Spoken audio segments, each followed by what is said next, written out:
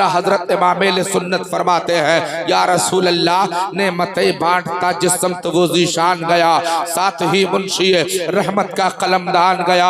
आला हजरत फरमाते हैं कि उन्हें जाना उन्हें माना, न रखा गैर से काम, उन्हें जाना उन्हें माना, न रखा गैर से काम। लिल्लाहिल हम्द में दुनिया से मुसलमान गया, लिल्लाहिल हम्द में दुनिया से मुसलमान गया।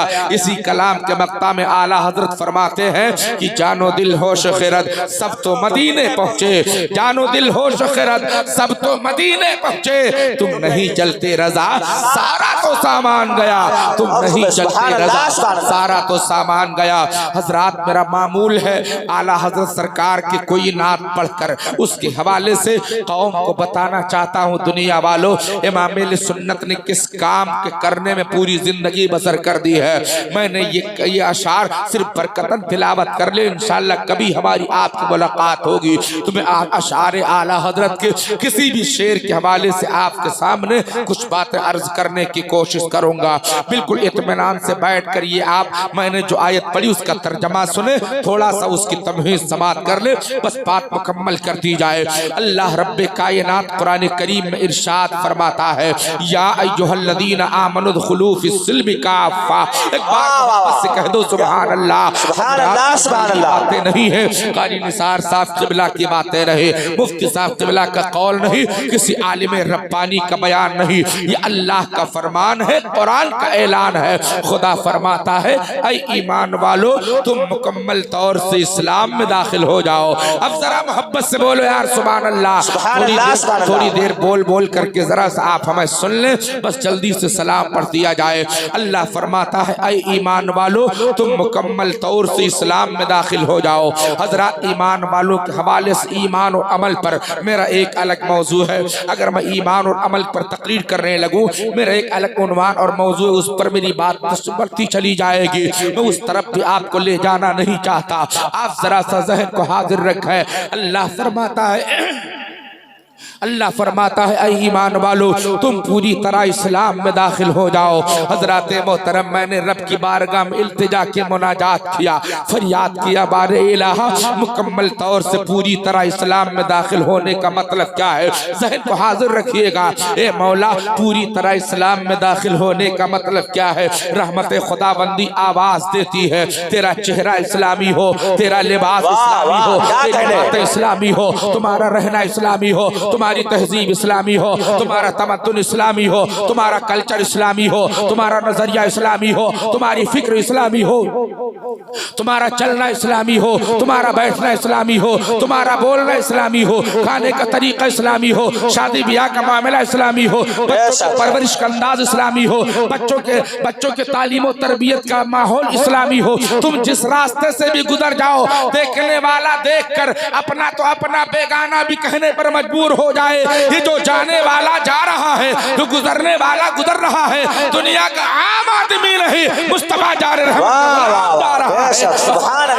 रहा है, आशिक़ रसूल जा रहा है, नबी का दीवाना गुजर रहा है। हजरात ये कब होगा? आप जरा सा जहन पर जोर डालें। हमारा चेहरा इस्लामी होना चाहिए। हजरात हमारे समाज का अलमिया तो ये है कि उम्र तो 60-65 बरस की गुजर गई, मगर हमारे समाज का ये बुजुर्ग, हमारे समाज का ये बूढ़ा इंसान 60-65-70 साल उम्र हो जाने के बाद भी हमारी समाज का ये बुजुर्ग आज भी चेहरे पर दाढ़ी छिलाता नजर आता, दाढ़ी पर ब्लेड और रेजर चलवाता नजर आता है। 70 साल की उम्र में हमारी कौम का बुजुर्ग पप्पू बनने की कोशिश कर रहा है। मेरे इस्लामी भाइयों, मैं आप सबसे कहना चाहता हूँ, मौत का वक्त मुतय्यन और मुकर्रर है, मगर हम और आप नहीं जानते हमें मौत कब आएगी। हमें ये इल्म नहीं है हमें मौत कब आन पहुंचेगी, मौत का फरिश्ता कब आकर हमारी रूह हमारे जिस्म से कब्ज कर लेगा। आप जरा ज़हन को हाजिर रखें। आज के टाइम में किसी नौजवान से दाढ़ी रखने के लिए कहो तो उसका जवाब होता है, अभी तो मेरी शादी भी नहीं हुई, मेरी उम्र 22-25 साल भी नहीं पहुंची, अभी तो मैंने कोई बिजनेस भी नहीं किया, अभी मेरी शादी नहीं हुई। मेरा निकाह नहीं हुआ है, अभी मैंने इस दवाजी रिश्ते में भी अपने आप को नहीं बांधा। हजरात मोहतरम, हमारे समाज का नौजवान जवाब देता है, अरे जब उम्र होगी तो चेहरे पर दाढ़ी रख ली जाएगी, नमाज का वक्त होगा नमाजें पढ़ ली जाएंगी। मैं अर्ज करना चाहता हूँ, ये मेरी कौम के नौजवानों, क्या तुम बता सकते हो, इस बात की गारंटी और जमानत दे सकते हो कि इस बात की गारंटी है तुम्हारे पास कि तुम बूढ़े होने के बाद ही मरोगे, जवानी में तुम्हें मौत नहीं आएगी? ये मेरी कौम के नौजवानों, दुनिया के हालात को नजर में रखो। कितने नौजवान हैं आज के टाइम में दुनिया को छोड़कर, बूढ़े माँ बाप को रोता बिलखता छोड़कर और जो है आलम आखिरत की तरफ सफर कर गुजरते हैं। कहीं ऐसा ना हो, खुदा ना करे, कहीं ऐसा ना हो तुम्हें जवानी में मौत ना आ जाए। ए मेरी कौम के नौजवानों, जरा सा जागो, होश में आओ, अपने चेहरे को इस्लामी सांचे में ढालो। मेरी कौम के लोगों, अगर लिबास पर गौर किया जाता है, हमारे समाज के कितने नौजवान हैं जिनके पास इस्लामी लिबास नजर नहीं आता। बच्चे तो बच्चे हैं, जवान तो जवान है।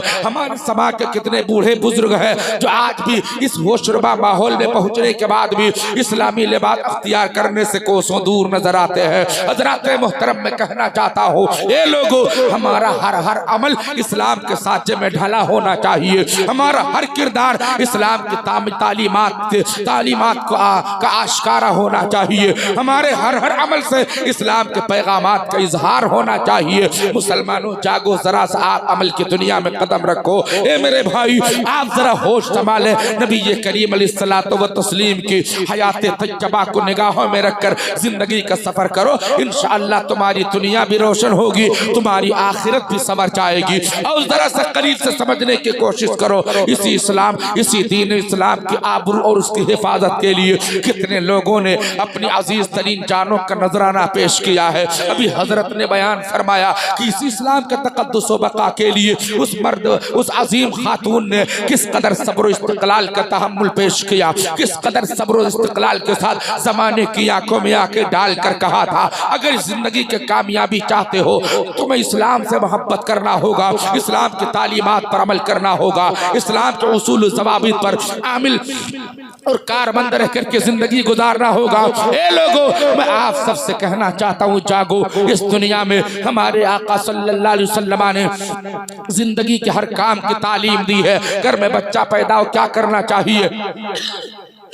घर में बच्चा पैदा हो तब हमें क्या करना चाहिए? नबी ने तालीम दी है। हमारा बच्चा 7 दिन का हो गया, अब क्या करना चाहिए? नबी ने तालीम दी है। हमारा बच्चा जब 21 दिन का हो गया, क्या करना है? नबी ने तालीम दी है। हमारा बच्चा 2 बरस का हो गया, अब क्या करना चाहिए? नबी ने तालीम दी है। हमारा बच्चा 4 साल का हो गया, अब क्या करना चाहिए? नबी ने तालीम दी है। हमारा बच्चा 7 बरस का हो गया, अब क्या करना चाहिए? नबी ने तालीम दी है। हमारा बच्चा 10 बरस का हो गया, अब क्या करना चाहिए? नबी ने तालीम दी है। हमारा बच्चा बालिग हो गया, अब क्या करना चाहिए? नबी ने तालीम दी है। बाप का रुतबा क्या है? नबी ने तालीम दी है। माँ का रुतबा क्या है? नबी ने तालीम दी है। बड़ों के हुकूक क्या है? नबी ने तालीम दी है। बीवी के साथ जिंदगी कैसे बसर हो? नबी ने तालीम दी है। छोटों के साथ मामलात कैसे किए जाए? नबी ने तालीम दी है। पड़ोसियों के क्या हुकूक है? नबी ने तालीम दी है। शराब का क्या हुक्म है? नबी ने तालीम दी है। जुआ का क्या मकाम है? मुस्तफा ने तालीम दी है। जिंदगी गुजारने के हवाले से मेरे आका ने हर कदम पर हम गुलामों की रहनुमाई फरमा दी है। हम जो भी काम करना चाहें, हर काम करने से पहले नबी की जिंदगी सामने रखें, नबी की सुन्नत पर अमल करके जिंदगी का सफर करेंगे, हमारी दुनिया भी रोशन होगी, हमारी आखिरत भी संवरती रहेगी। सुभान अल्लाह। नारे तकबीर, नारे तकबीर, नारे रिसालत, जश्न ईद मिलादुन नबी, मसलके आला हजरत रसूल कौनैन अलैहिस्सलाम ने हर काम की तालीम हमें दी है।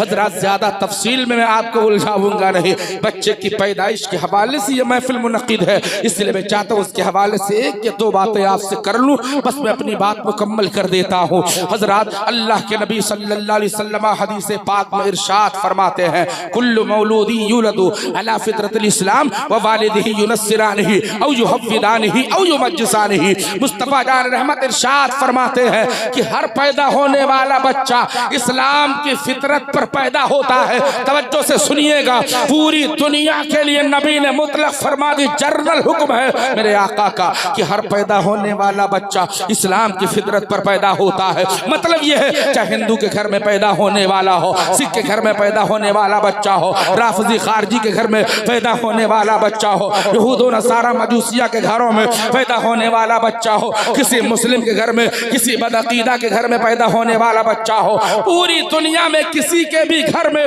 पैदा होने वाला बच्चा या बच्ची है, पैदाइश के वक्त वो बच्चा इस्लाम की फितरत पर होता है। आप कहेंगे मौलाना साहब कि जब हर इंसान के घर का पैदा होने वाला बच्चा इस्लाम की फितरत पर पैदा होता है तो कोई हिंदू कैसे बन गया, कोई मुसलमान कैसे बन गया, कोई राफजी कैसे बन गया, कोई वहाबी कैसे बन गया, कोई देवबंदी कैसे बन गया, कोई यहूद नसरानी कैसे बन गया, कोई मजूसी कैसे बन गया। मैं आप सर्च करना चाहता हूँ, हदीस पाक का अगला जुज़ इस बात की वजाहत करता है। मेरे आका फरमाते हैं वह वालिदिही औ युनस्सिरानिही औ युहव्विदानिही औ युमज्जिसानिही। मुस्तफा फरमाते हैं पैदा होने वाला बच्चा पैदाइश के वक्त इस्लाम की फितरत पर पैदा होता है। अगर उसके माँ बाप चाहे तो यहूदी बनाए, माँ बाप चाहे तो नसरानी बनाए, माँ बाप चाहे तो मजूसी बनाए, मुझे कहने दिया जाए माँ बाप चाहे तो वहाबी बनाए, माँ बाप चाहे तो देवबंदी बनाए, माँ बाप चाहे गैर मुक़ल्लिद बनाए, माँ बाप चाहे राफजी बनाए, माँ बाप चाहे खारजी बनाए। वाह वाह, बहुत रास्ते पर किस अकीदे पर अमल कर रहे होंगे वो बच्चा होश संभालने के बाद, अक्ल खिरत की मंजिल तक पहुंचने के बाद माँ बाप को जो करता हुआ देखेगा, बेटा उसी रास्ते को अपनाता हुआ चला जाएगा। इसलिए आपसे गुजारिश है, आपके घर में बच्चा पैदा हुआ, उस बच्चे को आप सही मानों में कोशिश करो कि मुस्तफ़ा चान रहमत के वफादार बने, वो अल्लाह के नबी का वफादार हो, नबी का आशिक हो। हजरत रसूल कौनैन अलैहिस्सलातु व तस्लीम ने हमें ये तालीम दी, घर में बच्चा पैदा हो उसके कान में सबसे पहले अजान कही जाए। एक बार मोहब्बत से कह दो सुभान अल्लाह। मदीना फरमाते बच्चा पैदा हो चाहे बच्ची पैदा हो, उसके कान में, दाहिने कान में अजान कही जाए, फिर उसके बाएं कान में तकबीर कही जाए। मैं आप तमाम इस्लामी रिश्ते की हमारी माँ बहन बेटियां मौजूद हैं, आप सबसे कहना चाहूँगा मेरी इस्लामी बहनों, इन बातों को ध्यान से सुनो और इस पर अमल करने की कोशिश करो।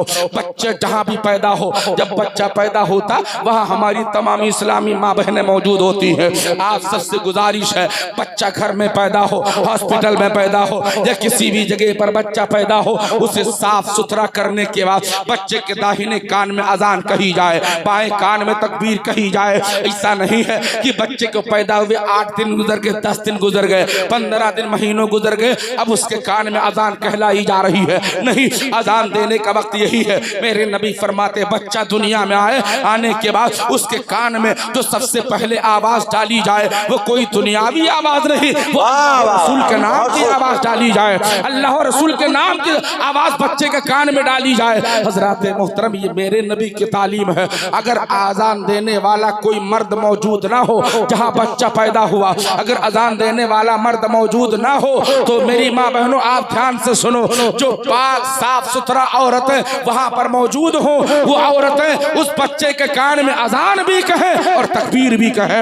औरत बच्चे के कान में अजान और तकबीर कह सकती है। मेरी कौम की माँ बहनों, ये इस्लाम ने आपको इजाजत दी है, इस्लाम ने आपको हक दिया है, इस्लाम ने आप पर यह हुक्म नाफिज किया है। कोशिश कीजिए, अब तक के आप लोग अनजाने की वजह से भले इन तमाम मामलात में लापरवाह रहे हो, लेकिन याद रखिए मेरी माँ बहनों, आज के बाद सब लोग यहाँ से ये पक्का इरादा, ये मुस्तहकम नियत करके जाइए, अब तुम्हारे घर में, परिवार में, रिश्ते में जहाँ कहीं कोई बच्चा पैदा होगा, अगर तुम वहाँ मौजूद हो, अजान देने वाला कोई मर्द नहीं है तो फिर आप पाक साफ हैं, आपको अजान देना होगा। आप अजान के कलिमात भी याद रखें, तकबीर के कलिमात भी आप याद रखें, ये अल्लाह के नबी की तालीम है। रसूल कायनात अलैहिस्सलातु व तस्लीम के गुलाम हो, वक्त ने वरना ये भी बताता कि अल्लाह के नबी ने सिर्फ अजान की बात ही क्यों कही, बच्चा पैदा हो उसके कान में अजान कहने का हुक्म क्यों दिया मुस्तफा ने? सरकार ने ये क्यों नहीं फरमाया कि बच्चा पैदा हो तो उसके कान में सूरह यासीन पढ़ी जाए? नबी ने ये क्यों नहीं कहा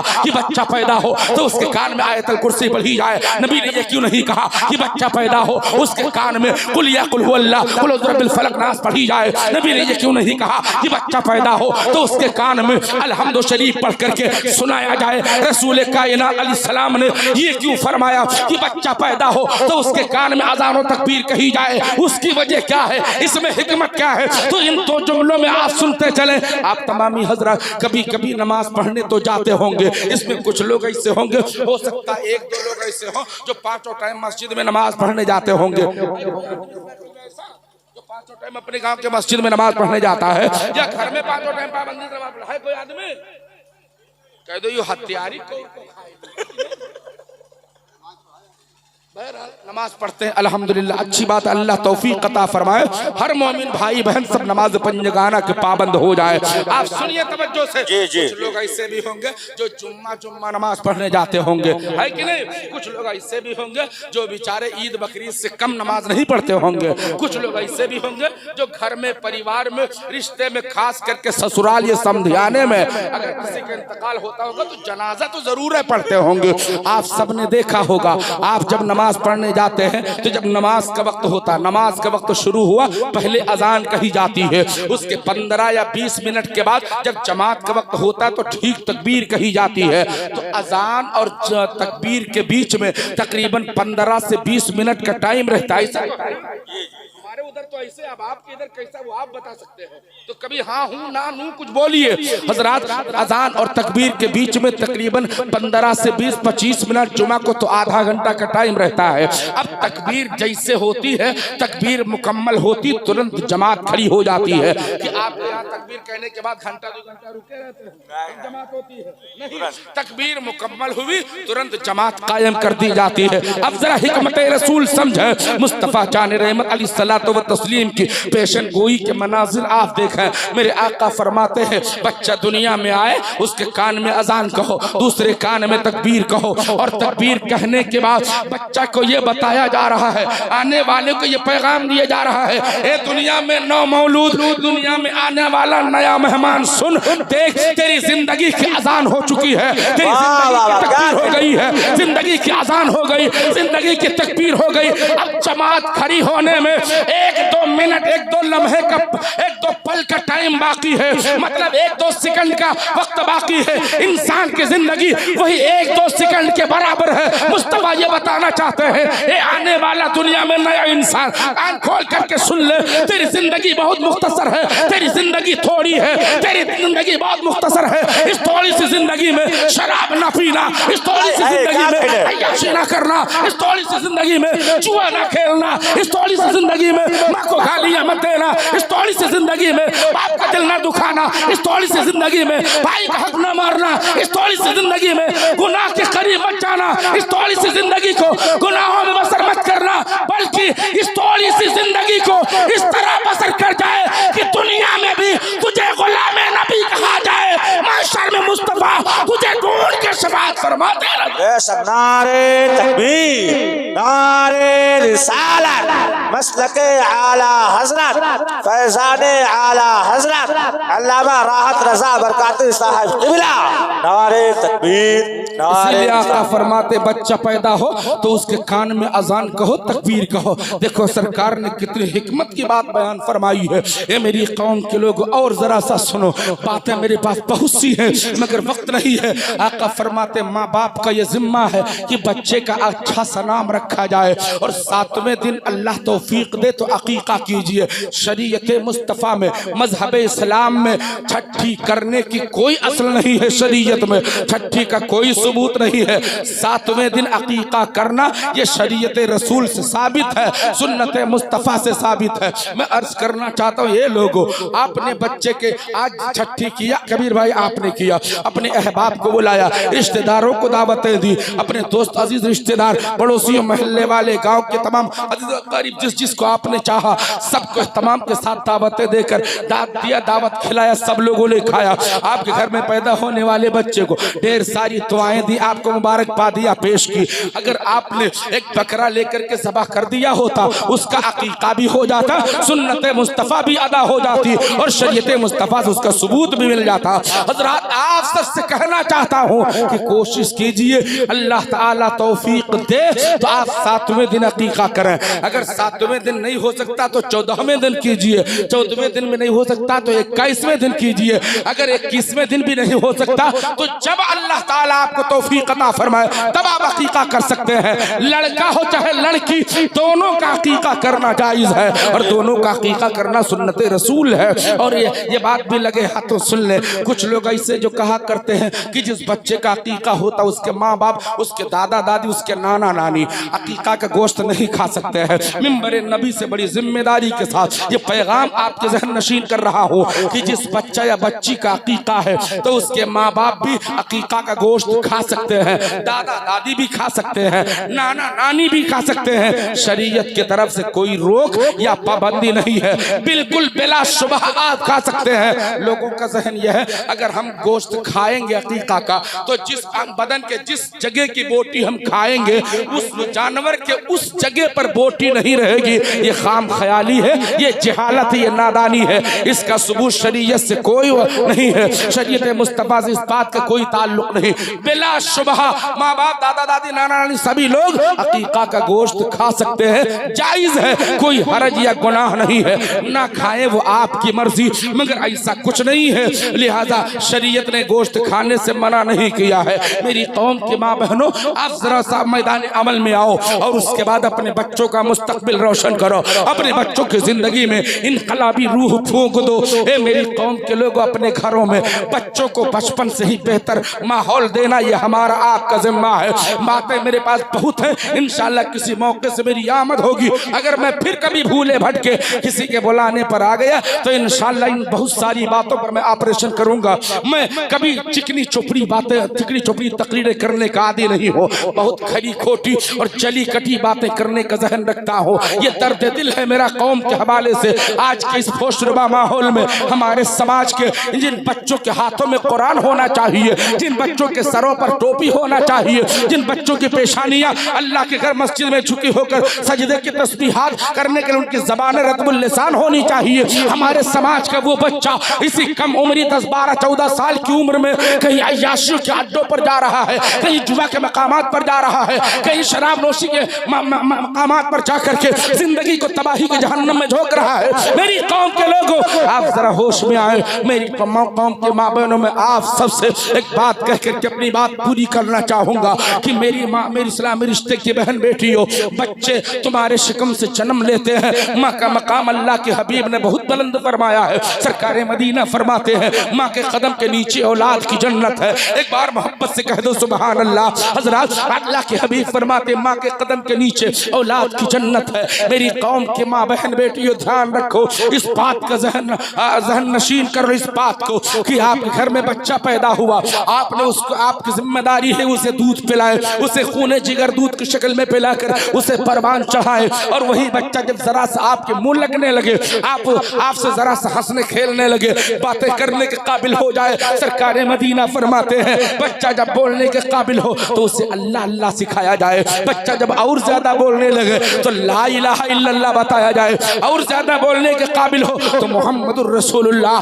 सल्लल्लाहु अलैहि वसल्लम सीखने की तालीम और तरकीब दी जाए। मगर हमारी कौम का अलमिया यह है, बच्चा बोलने के काबिल ही नहीं, सिर्फ अल्लाह अल्लाह कहने के लायक नहीं। हमारे घर का बच्चा तो 4 साल का, 5 साल का हो गया, अब भी सीने पर चढ़ करके माँ बाप को वो उछलता कूदता खेलता है। मगर बच्चे को अल्लाह अल्लाह कहलाने के लिए न अम्मा के पास टाइम है न अब्बा के पास टाइम है। अम्मा का हाल ये है कि शाम को जल्दी फुर्ती खाना पानी बनाया और बनाने के बाद मियाँ साहब बाहर से थके मांदे घर आए, आने के बाद उन्होंने खाना पानी खाया पिया, मोबाइल लेकर के लेट गए और लैला मजनू देखने लगे। बेगम साहिबा ने जब खाना पानी से फरागत किया, सारा अर्तन बर्तन उठा के एक साइड रखा, उन्होंने मोबाइल लेकर के लाखा बंजारा देखना शुरू कर दिया। ना अब्बा को फुर्सत है ना अम्मा को फुर्सत है। बेटे को कलमा कौन पढ़ाएगा, बेटे को अल्लाह अल्लाह कहना कौन दिखाएगा, ना अम्मा को मौका है ना अब्बा को मौका है। मेरी कौम की माँ बहनों, यही वजह है कि तुम अपने बच्चों के सामने ये जो हरकतें करते हो, तुम खुद फिल्में देखते हो, नाच गाने देखते हो, तुम खुद डांस देखते हो, तुम सीरियल देखते हो, तुम्हारा बेटा तुम्हारी जिंदगी से ये सबक हासिल करता है कि तुम एक कदम गुनाह करते हो, तुम्हारा बेटा 10 कदम गुनाह करता नजर आता है, 10 कदम गुनाह कर रहा है। लिहाजा आपसे गुजारिश है, जागो मेरी कौम के माँ बहनों, तुम्हारे लिए पैगाम यह है, बच्चे जब दूध पी रहे हो, हमारे आपकी बस्ती हमारे आपके महल्लों का हाल यह है कि बच्चा जब तक दूध पीता है, अम्मा फिल्म देख रही है, बच्चा दूध पी रहा है, अम्मा लाखा बंजारा देख रही है, बच्चा दूध पी रहा है, अम्मा सीरियल देख रही है, बच्चा दूध पी रहा है, अम्मा नाटक देख रही है। मेरी कौम के माँ बहनों, जागो, होश में आओ। मेरे आका फरमाते हैं, मेरे आका फरमाते हैं, बच्चा जब माँ के शिकम में होता है, माँ के पेट में होता है, उन दिनों में माँ जो जो काम करती है, पैदा होने वाले बच्चे पर उन बातों का सीधा असर होता है। आप सबने सुना होगा, गौसे आदम ने 4 साल की उम्र में उस्ताद के सामने जाकर इतने 18 सिपारे तिलावत कर दिया। जब उस्ताद ने बिस्मिल्लाहिर्रहमानिर्रहीम पढ़ने के लिए कहा तो मेरे सरकार गौसे आजम ने 18 सिपारे तिलावत फरमा दिए। उस्ताद महवे हैरत है, उनकी आंखें फटी की फटी रह गई। पूछा, बेटा अब्दुल कादिर, अभी तो तुम्हारी उम्र 4 बरस की भी ठीक से नहीं हुई और तुमने ये कुरान के सिपारे कहाँ से याद कर लिए? गौसे आजम का जवाब सुनो। मैं सरकार गौसे आजम फरमाते हैं कि मैं अपनी माँ के शिकम में था, मेरी माँ को ये सारे सिपारे याद थे। मेरी माँ झाड़ू लगाती तो कुरान पढ़ती। जरा दिल की गहराइयों से बोल दो यार सुभान अल्लाह। गौसे आजम फरमाते हैं, माँ झाड़ू लगाती कुरान पढ़ती, माँ बर्तन धोती कुरान पढ़ती, माँ कपड़े धोती कुरान पढ़ती, माँ रोटी बनाती कुरान पढ़ती, माँ घर का काम कर रही होती, कुरान की तिलावत कर रही होती। मेरी माँ रोजाना इन पूरे सिपारों को पढ़ा करती थी। मैंने अपने माँ के शिकम में रहकर उन सारे सिपारे कुरानिया को याद कर लिया है। हजरात, ये बात सिर्फ गौसे आजम की जात तक महदूद नहीं, आज हमारे आपके घर की हमारी बहन बेटियां भी अगर कुरान की तिलावत की आदी बन जाए, हमारे घर में जो बच्चा पैदा होता है वो गौसे आजम ना सही, वो आजम ना सही, वली कामिल ना सही, खुद में ज़माना ना सही, वली मुदब्बिर ना सही, लेकिन हमारा बेटा गौसे आजम का गुलाम जरूर होगा, नबी का वफादार जरूर होगा, आशिक रसूल जरूर होगा। इसलिए जागिए, होश में आइए, अपने बच्चों को जब तक दूध पिलाओ तुम्हारा अमल होना चाहिए। माँ बच्चे को दूध पिला रही है, बच्चा दूध पी रहा है, अम्मा को कुरान की तिलावत करना चाहिए। जो जो सूरतें और आयतें कुरान की छोटी छोटी सूरतें माओं को याद है, माएँ धीरे धीरे मन में उन कुरान की आयतों की तिलावत करती रहे, बच्चा दूध पीता रहे, माँ कुरान पढ़ती रहे, बच्चा दूध पीता रहे, माँ दुरूद पढ़ती रहे, बच्चा दूध पीता रहे, माँ सुबहान अल्लाह अल्हम्दुलिल्लाह अल्लाहु अकबर के तस्बीहात करती रहे, बच्चा दूध पीता रहे, माँ या अल्लाह या रहमान या रहीम का विर्द करती रहे, बच्चा दूध पीता रहे। अगर हमारी इस्लामी तमाम बहनें अपने बच्चों को